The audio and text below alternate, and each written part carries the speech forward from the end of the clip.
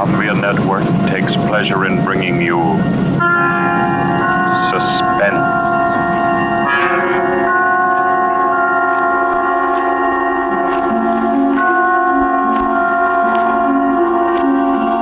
Suspense. Stories from the world's great literature of pure excitement. A new series frankly dedicated to your horrification and entertainment. Week by week, from the pick of new material, from the pages of best-selling novels, from the theater of Broadway and London, and the sound stages of Hollywood, will parade the most remarkable figures ever known. CBS gives you Suspense.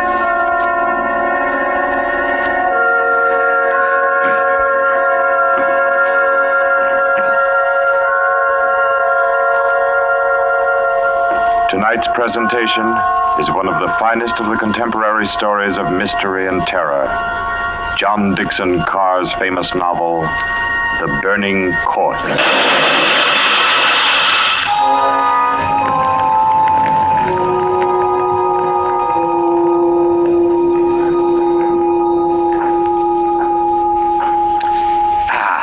A glass of sherry by the fireside of a beautiful suburban home. What could be more comforting? You're an admirable host, Mr. Depar, and it's really a shame our first meeting is under such a cloud. It's also a shame I have so little time to tell you which one of your guests here murdered your uncle last week.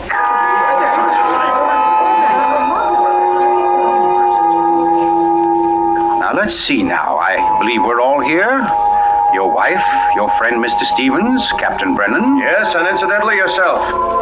Just who did you say you were? Well, no wonder you've had so much difficulty with the case, Captain. My name is Cross, Godin Cross, the writer.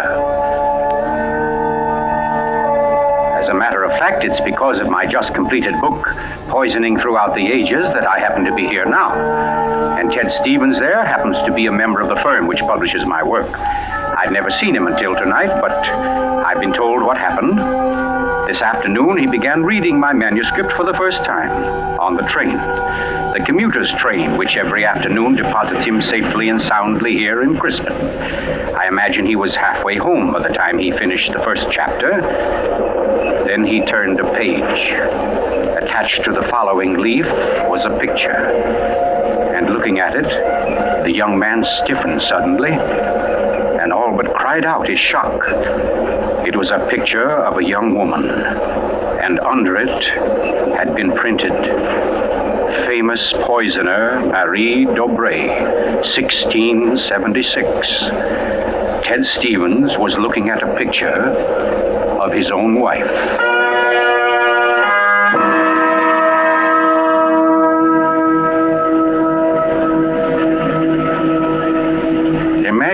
Imagine his 25-year-old wife in 17th century costume. The face, the features, even a wistfulness of expression were identical. Even the name, Dobré, was his wife's maiden name. But no, that was ridiculous.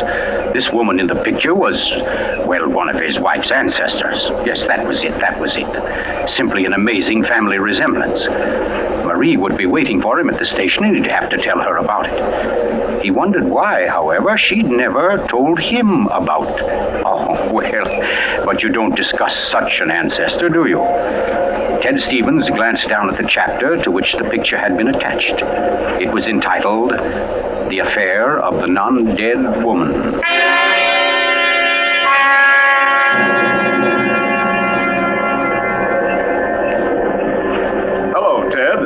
Stevens was almost jolted from his seat. It was Dr. Weldon, professor of English at the college, an old friend of his.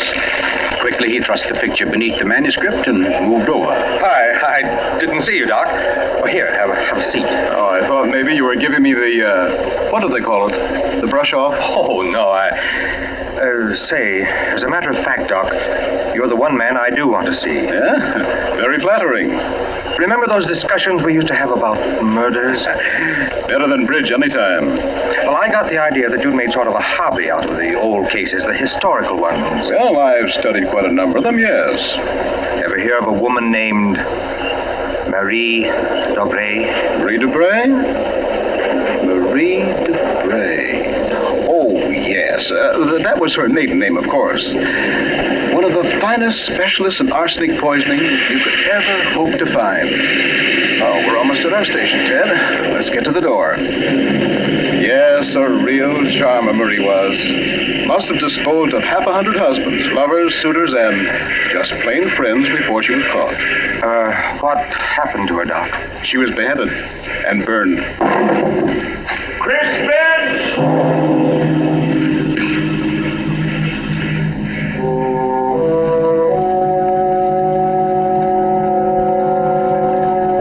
Absurd, laughable.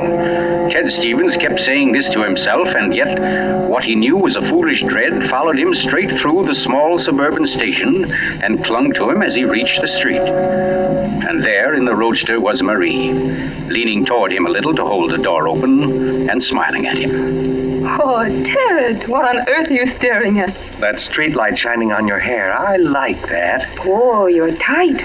Come on, get in the car.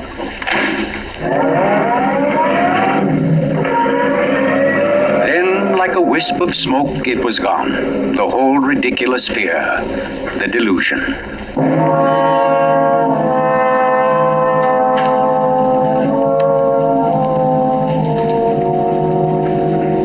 When at home, Marie brought the cocktails into the living room. The logs were burning brightly in the fireplace, throwing a soft, dancing glow upon a room that was darkening with dusk. To you, Marie. And to you, dear. As Stevens placed his glass down, he noticed the manuscript of my book. It was there on the table, right where he'd placed it when he first came in. Deliberately, he turned from it, and then turned back. The manuscript had been moved. Only an inch or so, but it had been moved. Keeping his back to his wife, he thumbed through that early chapter and discovered, just as he knew he would, that the photograph was gone. For a long moment, he thought of what to do. Then slowly, he turned around. This book by Cross I brought home. Yes? There was a story of a poisoner in it. Rather funny. Her name happens to be the same as yours. Oh, your maiden name, that is. Oh, that is odd, isn't it? Darling, was she a relative of yours? Why, Ted, you're serious. In a way, yes. Oh, I don't mean it's really important. It's just that, well, when you run across a person who's a dead ringer for your own wife and who lived 300 years ago and was a top-flight poisoner, well, you like to hear about it, that's all. What on earth are you talking about? Darling, be honest with me. Didn't you look at this manuscript when I was out of the room? No. You didn't take out a picture of a poisoner named Marie Dobré? I most certainly did not. Oh, Ted, what is this all about? What are you getting at? Oh, just this. Somebody took that picture out of that manuscript since I'd been home. Now, who's that? Well, I'll take a look. Wait, I don't feel like... Why, it's Mark Depart. Mark? Ted, wait a second. Yes? Ted, whatever it is he wants, promise you won't do it. Promise I won't do it? I mean, promise you won't get yourself involved. Please, Ted, don't go out tonight. Say, what in the world is...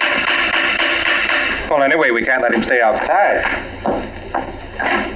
Mark, how are you? Come on in. Thanks, Ted.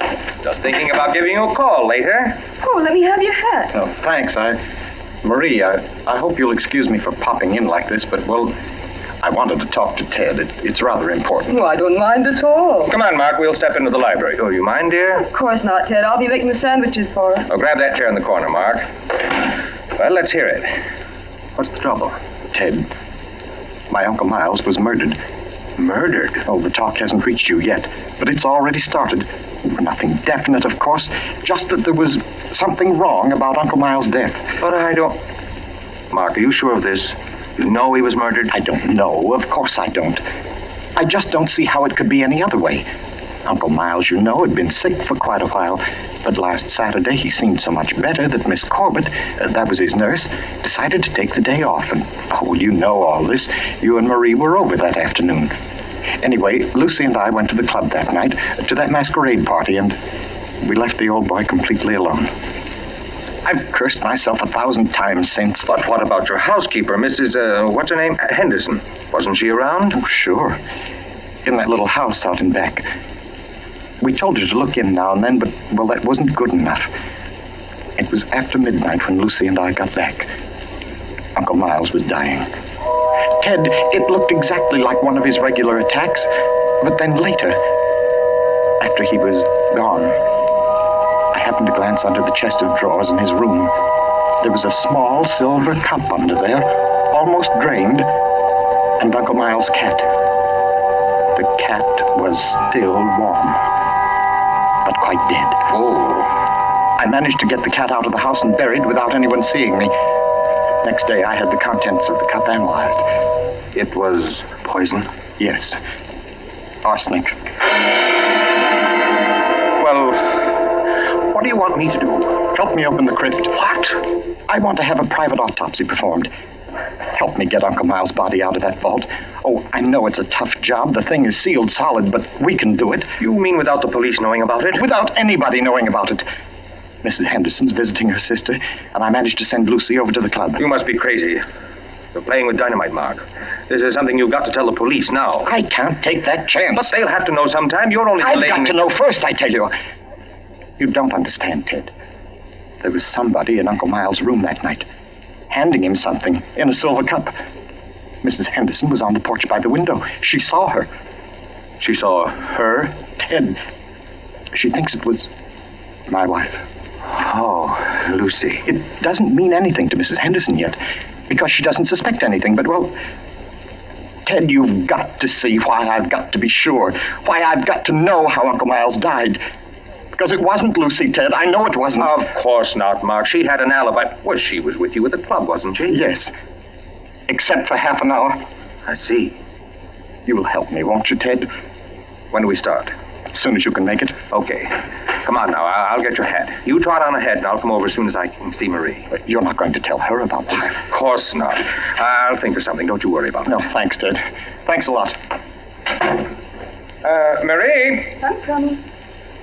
Darling, Mark asked me to... I know, Ted. Here, you better take these sandwiches with you. You'll be hungry. But you knew I was going out? Yes, I knew. You listened to us? I couldn't help it, Ted. I had no idea what Mark's visit was about. The talk about his uncle's death. There's a lot of gossip about it in the village. That's why I tried to tell you.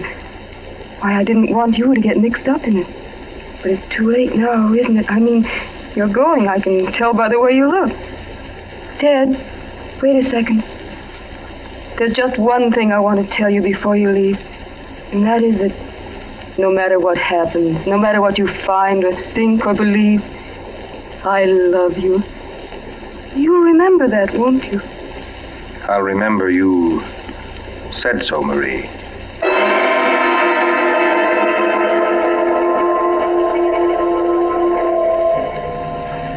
By the light of a dim kerosene lantern, Mark and Ted Stevens pounded their way through the thick shelf of rock that covered the Depar's ancestral tomb, pried open the great slab of stone which lay across the subterranean door, and then at last descended to the dank, ink-black chamber. They found the coffin. They dragged it from its crypt and placed it on the cold stone floor. They unclamped the lid and opened it. Mark! It's empty. What? That's impossible. It can't be. But it is, Mark. You know what this means? That body wasn't in this coffin when it was placed here. I'll swear it was, Ted.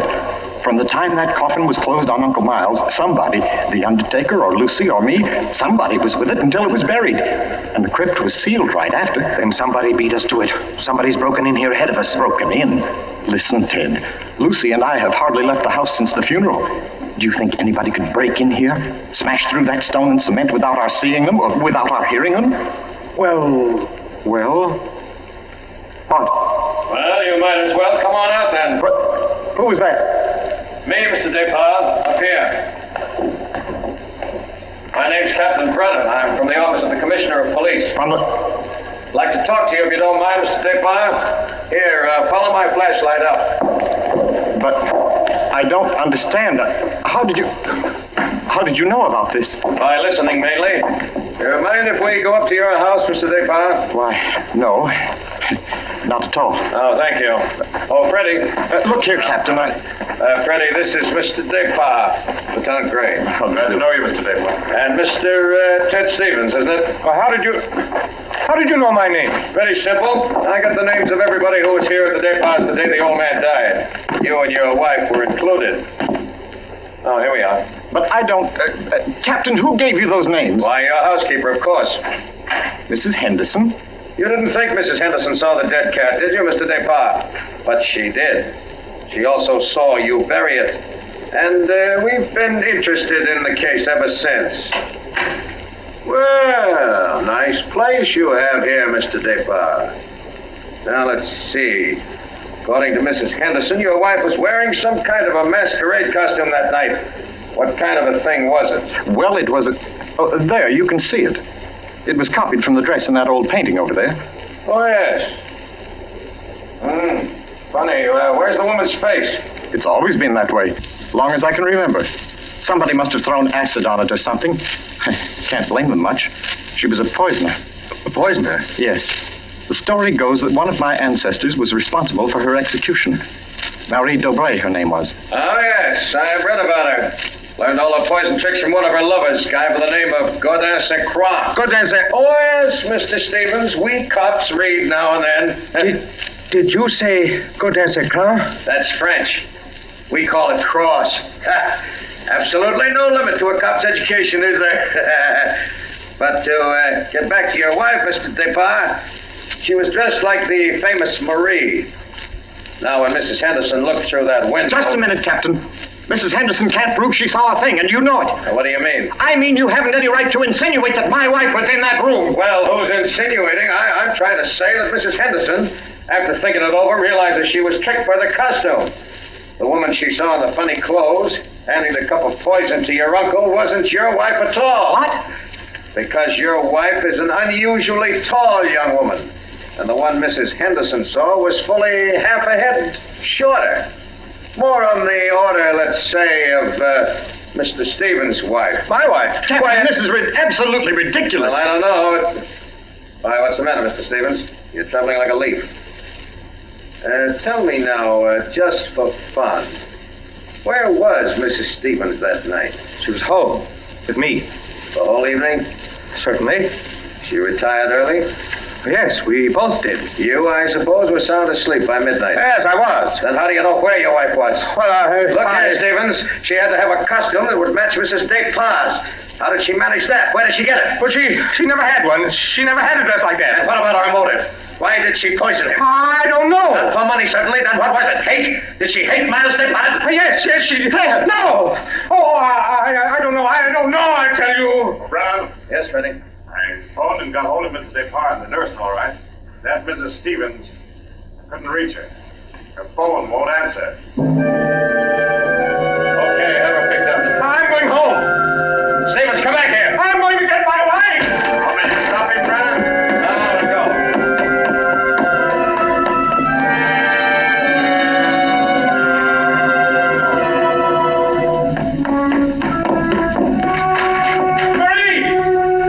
Marie, where are you? It's Ted. Marie, what have you done? Maria. Oh, good evening. Who are you? My name is Cross. Go down Cross. Cross. Where's my wife? What have you done to her? You fiend, what have you done to my wife? Why, nothing at all, young man. Here, sit down. You're lying. Something's happened to her. The police just phoned. There wasn't an answer. Why are you here? Why am I here? Well, because your wife, reading my chapter on the Dobrays, realized I knew more about the family than even she did. Because she found my phone number on the front cover of the manuscript. And because I know an exceptional case when I hear one. Does that answer your question? No, you know it doesn't. Can't you see I've got to know whether... Yeah, I see. Whether your wife is that Marie Dobray, who was burnt by order of the High Tribunal for all poison cases, the burning court of France, witchcraft, black magic, the world across the threshold. You're quite sure, no doubt, also, that I'm Godin-Saint-Croix, who first wooed her. No, my boy. No, my real name happens to be, of all things, Tom Simpson. Most unsuitable for a distinguished writing career. And Marie Dobray is no more your wife's real name than mine is Gordon Cross. What? Your esteemed wife was an adopted child, Mr. Stevens, adopted by people in Canada named Dobray, remote members of the real family of poisoners. I can't believe it. Why didn't she tell me? Why? Because until I told her half an hour ago, she didn't know it herself. You see, in the course of my research on the family, I found out about it. And in the course of talking with your wife, I found out something else. How for years she was haunted by the fear that she might be a poisoner by inheritance, by blood. And you can see, can't you, why she never talked about it, her past to you? Yes. And yet, Mr. Stevens, you had all but made her forget that past. You. And that's why she was willing to lie, to steal a picture, do anything, in order to hold you to her. Yes, I see that now. You know, young man, I rather think she loves you. But as you will see, though, she comes only when I call her. Mrs. Stevens? You mean she's... Yes, Mr. Cross. Marie, it's you. You're all right? Oh, yes, dear. We're both all right now, and nothing can change it, ever. Marie, listen. Don't say Marie, dear. Say Maggie. Maggie? Oh, that's my name, my real name. Maggie McTavish. And it's a lovely name, dear. The most beautiful, gorgeous... Darling, please. You don't understand. The police, they think you had something to do with Miles' death. They think I did. So, now, Mr. Stevens, before we go back to the Depas, don't you think you'd better tell me everything that's been said and done up to date? Having just saved your wife's soul from the burning court, now I'll wrest her body from the electric chair.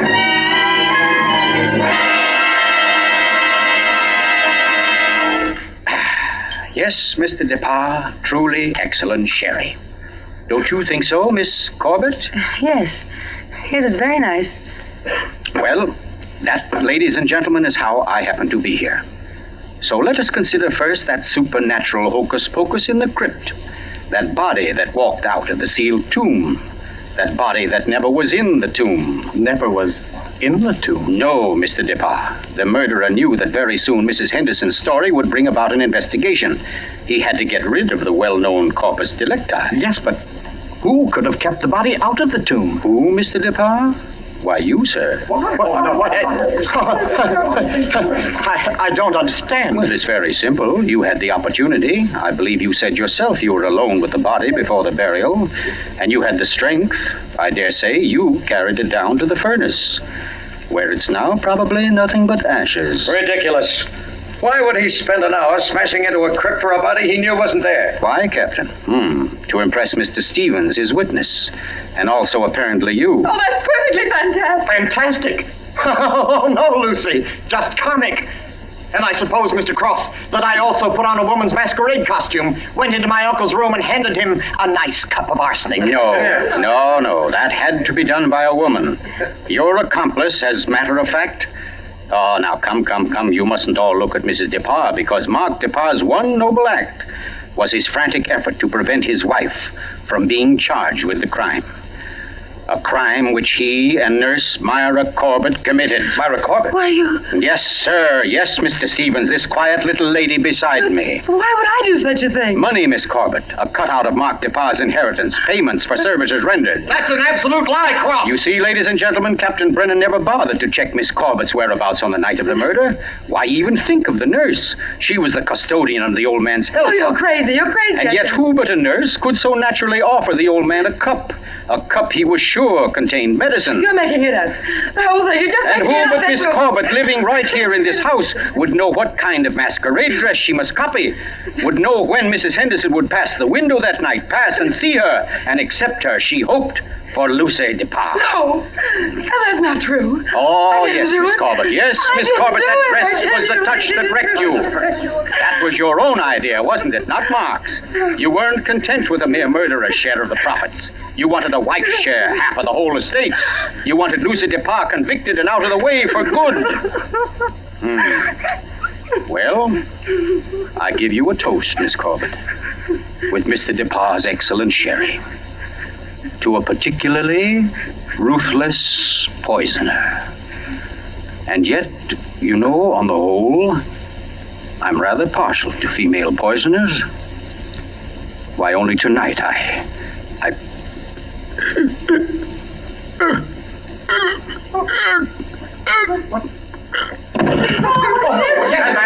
let me get to him. Mr. Cook, what's the matter, Brennan? This man's dead. Dead? And from cyanide, if I know anything. Cyanide from that glass of sherry. Cyanide that a nurse could get quite easily. That glass was right beside you, Miss Corbett, and nobody else was near it. Too bad he didn't drink it as soon as you hoped. A second ago, we had nobody to use against you. But we have now, Miss Corbett. We have now. And I arrest you for the murder of Gordon Cross.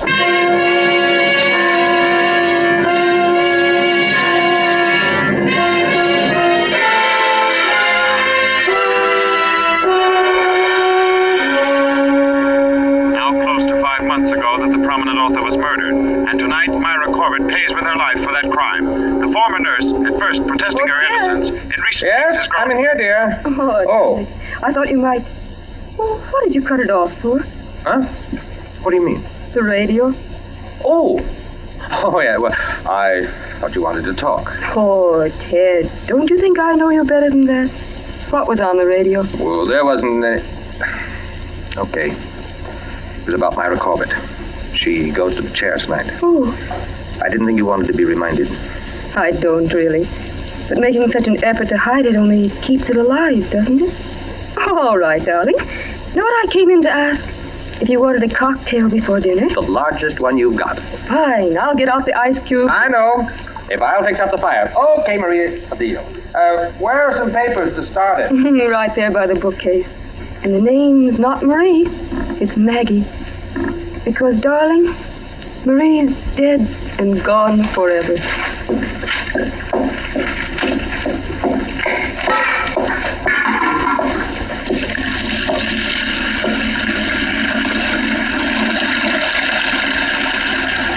Oh, no, Marie. We're never dead. Neither of us. It was your hand that touched that glass. I know that now. And I could return the favor.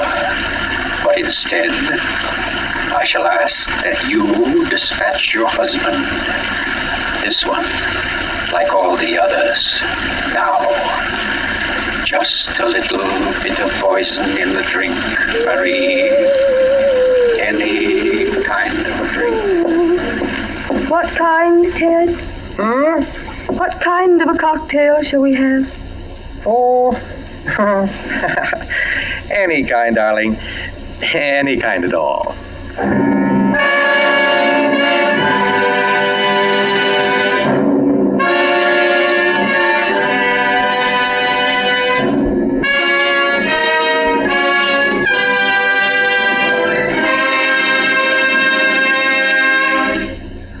You've just heard The Burning Court from John Dickson-Carr's famous novel, the first in Columbia's new series of outstanding classics and chills by world-famous authors. Tonight's play, ladies and gentlemen, has one rather special significance we think you'd like to know about. As you perhaps have heard, every fine comedian is said to cherish a secret desire to do an abrupt about-face. He pines for the part of a blackguard. Well, tonight you witness the fulfillment of one such desire. The role of that literary and quite infamous diehard, Gordon Cross, was portrayed by none other than Hollywood's expert provoker of laughs, Charlie Ruggles, here in New York for the world premiere of his latest screen success, Friendly Enemies. The role of Marie, well, that was enacted by a young lady who long ago won national acclaim as one of Broadway's most accomplished dramatic actresses, Miss Julie Hayden. Thank you, Charlie Ruggles and Miss Julie Hayden, for your splendid performances. The play tonight, as all plays in this series, was produced and directed by Charles Vanda, written by Harold Metford and scored by Bernard Herrmann. Next week, we bring you an intensely exciting and moving drama, The Life of Nellie James. This is the Columbia Broadcasting System.